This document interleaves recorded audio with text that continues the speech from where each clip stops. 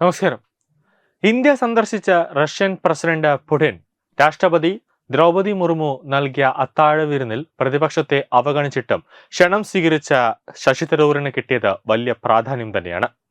എന്തുകൊണ്ട് രാഹുലിനെയോ അല്ലെങ്കിൽ കോൺഗ്രസ് അധ്യക്ഷൻ മല്ലികാർജുന ഖാർഗെയോ സോണിയാഗാന്ധിയോ ആരും വിളിക്കാത്തത്? അവരെല്ലാം കീ കൊടുത്തോടുന്ന പാവകളാണ്, അഥവാ കീ കൊടുത്തോടുന്ന നേതാക്കളാണ്. രാഹുൽ ഗാന്ധിയെ വിളിച്ചാലോ മല്ലികാർജുന ഖാർഗെയെ വിളിച്ചാലോ ജോർജ് സോറസ് എന്താണോ പറഞ്ഞ് പഠിപ്പിച്ചു തരുന്നത് അത് മാത്രം വന്ന് വിളമ്പും. രാഹുൽ ഗാന്ധിയാണെങ്കിൽ മണ്ടത്തരം വിളമ്പും. അത് ചിലപ്പോൾ ഇന്ത്യ റഷ്യ ബന്ധത്തിന് ചിലപ്പോൾ ഒരു വിള്ളൽ വിടാൻ സാധ്യതയുണ്ടാകും. അത് അന്താരാഷ്ട്ര മാധ്യമങ്ങളിലും ദേശീയ മാധ്യമങ്ങളിലടക്കം അതൊരു നെഗറ്റീവായിട്ട് ഒരു ഇമ്പാക്റ്റ് ഉണ്ടാക്കും. അതുകൊണ്ടാണ് ബോധപൂർവം രാഹുൽ ഗാന്ധിയെ അല്ലെങ്കിൽ രാഹുൽ ഗാന്ധി എന്ന പപ്പുവിനെ വിളിക്കാതെ മാറ്റി നിർത്തിയത്. ആകെ കോൺഗ്രസിൽ പ്രാവീണ്യമുള്ള കുറച്ച് ബുദ്ധിയും വിവരവും ഒക്കെ ഉള്ള ഒരു നേതാവെന്ന് പറയുന്നത് ശശി തരൂർ മാത്രമാണ്. അതുകൊണ്ടാണ് മോദി, അതോടൊപ്പം തന്നെ വിദേശകാര്യ മന്ത്രാലയം ഉൾപ്പെടെയുള്ളവരെല്ലാവരും കൂടെ തന്നെ രാഷ്ട്രപതി ഒരുക്കിയ അത്താഴ വിരുന്നിൽ പങ്കെടുക്കാൻ ശശി തരൂരിനെ ക്ഷണിച്ചത്. കൂടാതെ നയതന്ത്രജ്ഞൻ എന്ന നിലയിലും തരൂരിന് വലിയ രീതിയിൽ ഒരു സഹകരണം കിട്ടി. പുടിനോട് തരൂർ സംസാരിക്കുകയും ചെയ്തു. പ്രധാനമന്ത്രി മോദിയും ഏറെ താല്പര്യത്തോടെയാണ് തരൂരിന്റെ വരവിനെ കണ്ടത്. ലോക്സഭാ പ്രതിപക്ഷ നേതാവ് രാഹുൽ ഗാന്ധിയെയും രാജ്യസഭാ പ്രതിപക്ഷ നേതാവ് മല്ലികാർജുൻ ഖാർഗെയും ക്ഷണിക്കാതിരുന്നിട്ടും തരൂർ ക്ഷണം സ്വീകരിച്ചതിനെതിരെ കോൺഗ്രസിൽ വിമർശനം ഉയരുകയാണ്. തരൂർ ക്ഷണം സ്വീകരിക്കാൻ പാടില്ലായിരുന്നുവെന്നും പാർട്ടിയോട് കൂടിയാലോചിക്കാതെയാണ് തരൂർ പങ്കെടുത്തതെന്നും കോൺഗ്രസ് വക്താവ് പവൻ ഖേദ പ്രതികരിച്ചിട്ടുണ്ട്.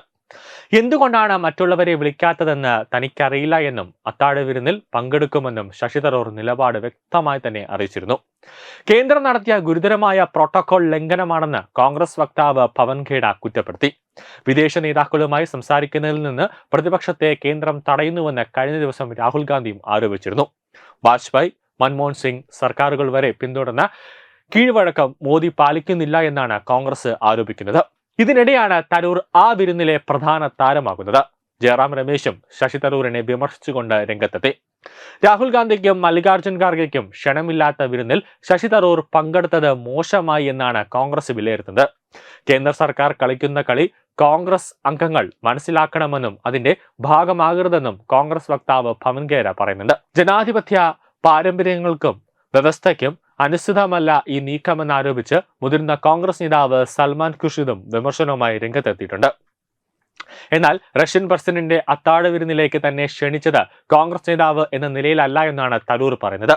വിദേശകാര്യ സമിതി ചെയർമാൻ എന്ന നിലയിലാണ് പുടിന്റെ അത്താഴ വിരുന്നിലേക്ക് ക്ഷണിക്കപ്പെട്ടതെന്നും ആ കാരണത്താലാണ് പങ്കെടുത്തതെന്നും തരൂർ പറയുന്നുണ്ട്. വിദേശകാര്യ സമിതി ചെയർമാനെ വിദേശ പ്രതിനിധി സംഘങ്ങളുടെ അത്താഴ വിരുന്നുകളിലേക്ക് ക്ഷണിക്കുന്നത് സ്വാഭാവികമാണെന്നും തരൂർ അറിയിച്ചിട്ടുണ്ട്. രാഷ്ട്രപതി ഭവനിൽ പുടിനായി ഗംഭീര വിരുന്നാണ് ഒരുക്കിയിരുന്നത്. വിരുന്നിൽ പുടിനു വേണ്ടി തയ്യാറാക്കിയ വിഭവങ്ങളാണ് ഇപ്പോൾ ചർച്ചാ വിഷയമായി മാറുന്നത്. സസ്യാഹാരം മാത്രമുള്ള വിരുന്നായിരുന്നു ഇതെന്നാണ് പ്രത്യേകതയുമുണ്ട്. ഇന്ത്യയുടെ ഭക്ഷണ വൈവിധ്യം എടുത്തു കാണിക്കുന്നതായിരുന്നു വിരുന്ന്. ദക്ഷിണേന്ത്യയിൽ നിന്നുള്ള മുരിങ്ങയില ചാറായിരുന്നു വിരുന്നിലെ ഏറ്റവും ആദ്യ വിഭവം. പിന്നാലെ കാശ്മീരി വിഭവമായ ഗുച്ചി ദുൻ ചട്നി, ഹൈദരാബാദ് വിഭവമായ ഖാലെ ചാനെ കി ശിഖാപുരി കബാബ്, നേപ്പാളിൽ നിന്നുള്ള ജോൾ മോമോസ് എന്നിവയും സ്റ്റാർട്ടർ വിഭവങ്ങളായി വിരുന്നിലുണ്ടായിരുന്നുവെന്നാണ് വാർത്താ ഏജൻസിയായ ANA റിപ്പോർട്ട് ചെയ്യുന്നത്. മെയിൻ കോഴ്സിലും വെജ് വിഭവങ്ങളാണ് രാഷ്ട്രപതിയുടെ വിരുന്നിൽ പുതിനു വേണ്ടി ഒരുക്കിയത്.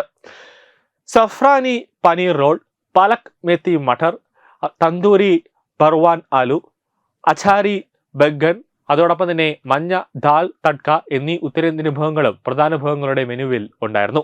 ഇതിനൊപ്പം ഡ്രൈ ഫ്രൂട്ട്സും സാഫ്രോൺ പുലാവ്, ലാച്ച പറാത്ത, മസ്നാൻ, അതോടൊപ്പം തന്നെ സദർനാച്ച് റൊട്ടി, മിസ്സി റൊട്ടി, ബിസ്ക്കറ്റി റൊട്ടി എന്നിവയും ഉണ്ടായിരുന്നു. മെയിൻ കോഴ്സിന് ശേഷം മധുരവിഭവമാണ് പുടിന് സംഘത്തിനും രണ്ടാമതായി വിളമ്പിയത്. അതായത് ബദാം ഹൽവ, കേസർ പിസ്ത, കുൽഫി, സീസണൽ പഴങ്ങൾ എന്നിവയും ബംഗാളി മധുര പലഹാരമായ ഗുർ സന്ദേശ്, ദക്ഷിണേന്ത്യൻ വിഭവമായ മുറുക്ക് എന്നിവയും വിവിധ തരം അച്ചാറുകളും സലാഡുകളും ഉണ്ടായിരുന്നു. കുടിക്കാനായി മാതള നാരങ്ങ, ഓറഞ്ച്, ക്യാരറ്റ്, ഇഞ്ചി എന്നീ ജ്യൂസുകളും ഉണ്ടായിരുന്നു. വിരുന്നിന്റെ മാറ്റുകൂട്ടാനായി സംഗീതവും രാഷ്ട്രപതി ഭവനിൽ ഉണ്ടായിരുന്നു. ന്യൂസ് ഡെസ്ക് തത്വമൈ ന്യൂസ്.